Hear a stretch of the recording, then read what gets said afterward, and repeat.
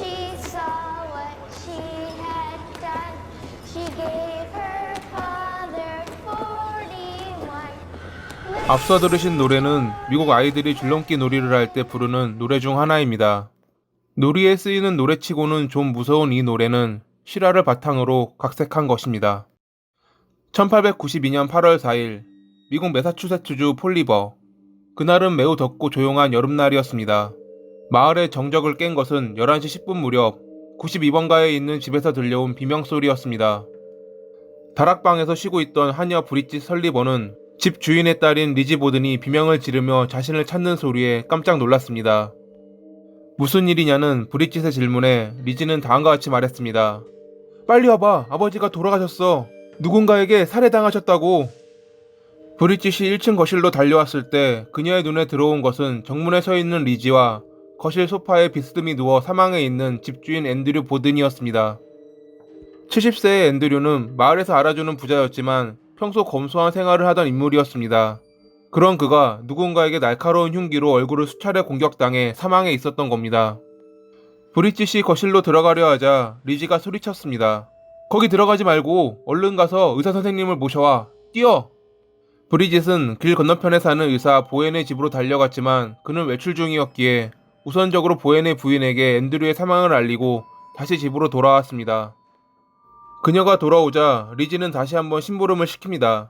자신의 지인인 앨리스 러셀을 불러달라고 말이죠. 리지의 소란스러운 모습을 이상하게 여긴 이웃 주민은 리지에게 전화를 걸어 무슨 일인지 물었고 상황 설명을 들은 그녀는 어머니는 어디 계시냐고 물어봅니다. 잘 모르겠다는 리지의 대답에 이웃 주민은 우선적으로 하인들을 시켜 의사를 찾는 한편 경찰서에 신고를 했습니다.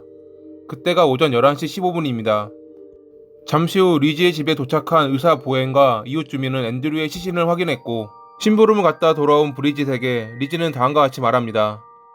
브리짓, 난 보든 부인이 2층에 있는 소리를 확실히 들었어. 한번 올라가봐. 브리짓은 이웃 주민과 함께 2층으로 올라갔고 객실 바닥에 쓰러져 있는 리지의 계모 애비 보든을 발견합니다. 애비 역시 앤드류와 마찬가지로 날카로운 흉기에 여러 차례 공격당해 사망해 있었습니다. 리지의 어머니가 사망하고 3년 뒤 앤드류는 애비와 재혼을 했습니다. 리지는 애비가 아버지의 재산을 노리고 결혼했다며 그녀를 멀리했고 보든 부인이라 불렀었죠. 사건 현장을 확인한 경찰은 원한을 품은 이의 소행이라 생각했습니다. 그만큼 앤드류와 애비의 몸에 남은 상처는 심각했던 겁니다. 하지만 현장에는 어떠한 외부인의 침입 흔적도 없었고 그들에게 원한을 가질 만한 주민들은 없었기에 경찰은 내부인들을 의심했습니다. 집에는 총 5식구가 함께 살았습니다. 앤드류와 그의 아내 애비, 자녀 리지와 엠마, 그리고 하녀 브릿짓. 리지의 자매인 엠마는 외출 중이었기에 그날 집에 있었던 인물은 리지와 브릿짓이었습니다. 경찰은 사건 발생 전날인 8월 3일부터 무언가 의심스러운 일이 일어났다는 것을 알게 됩니다. 8월 3일 아침 7시, 애비는 보엔을 찾아와 자신과 앤드류가 밤새 심하게 앓았다며 누군가 자신들을 독살하려 하는 것 같다는 이야기를 했습니다.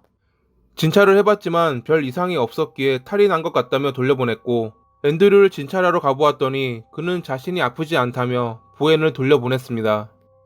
며칠 전 리지가 망토의 곤충들을 죽일 목적으로 청산을 구입하려 했다는 약국 점원의 제보도 있었습니다. 리지는 자신이 약국에 간 것과 청산을 사려 했다는 것을 부인했지만 당시 약국에 있던 다른 두 손님과 약사의 증언은 일치했기에 경찰은 그녀를 더욱 수상히 여깁니다. 사건이 일어난 8월 4일, 앤드류는 오전 9시쯤 업무 때문에 잠시 외출을 했고 애비는 브리짓에게 창문을 닦으라 지시한 뒤 2층으로 올라갔습니다. 애비의 사망 추정 시간은 9시에서 10시 사이. 아마 그녀는 2층으로 올라가서 누군가에게 공격을 당했을 겁니다. 외출했던 앤드류가 10시 40분경 돌아왔을 때 창문 안쪽을 닫고 있던 브리짓은 문을 열어주었습니다. 그때 브리짓은 2층에서 리지의 웃음소리를 들었다 증언합니다. 하지만 리지는 앤드류가 돌아온 시점에 자신이 부엌에 있었다 주장했습니다. 상반되는 주장이었지만 누구의 말이 사실인지 확인할 방법은 없었습니다. 브리짓은 1층 창문 닦는 작업을 끝내고 잠시 쉬기 위해 다락방으로 갔고 앤드류는 낮잠을 자러 거실에 있는 소파로 향했습니다. 리지는 아버지가 소파에 눕는 것을 보고 외부에 있는 헛간에 낚싯바늘을 찾으러 갔습니다. 그녀는 시간이 20에서 30분 정도 걸렸다 말합니다.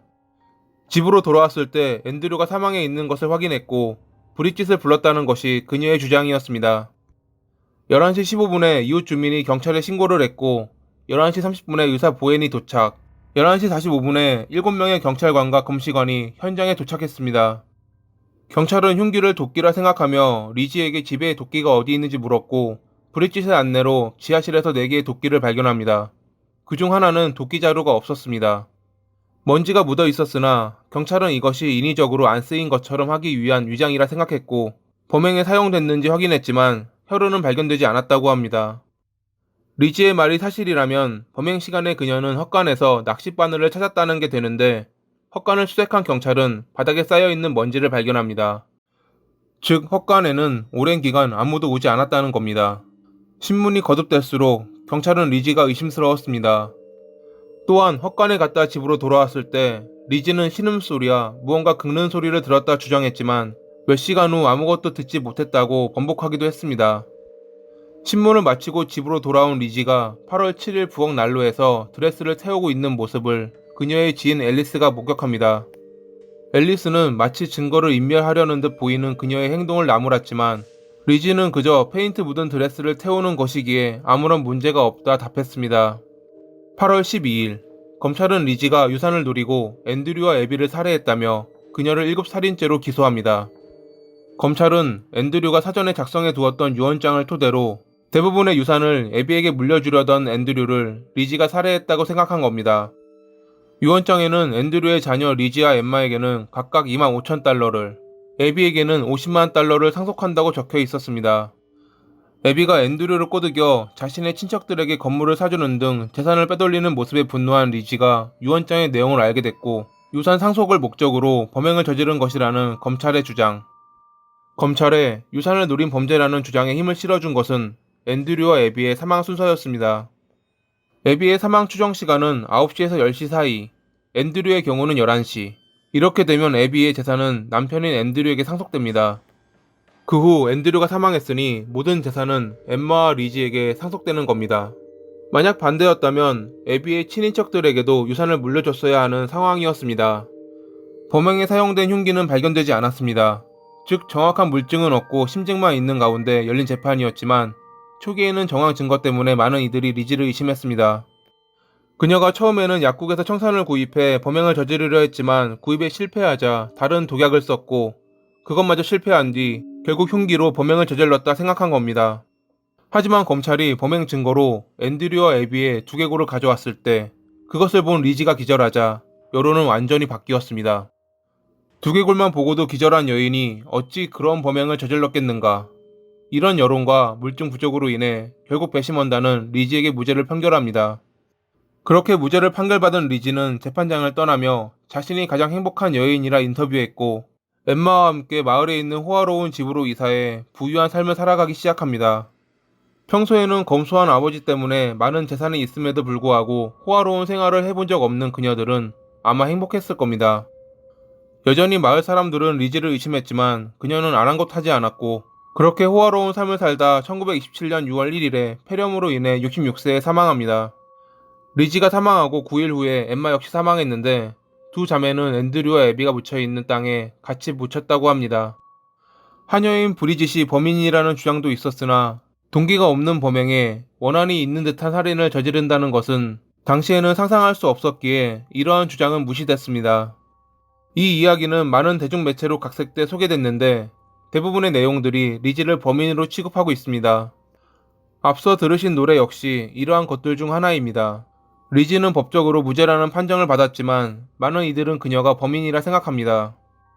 과연 리지가 범인이었을까요? 아니면 다른 누군가의 소행이었을까요? 진실은 밝혀지지 않은 채 이 사건은 영구 미제 사건으로 남겨져 오늘날까지 전해지고 있습니다. 항상 봐주셔서 감사합니다.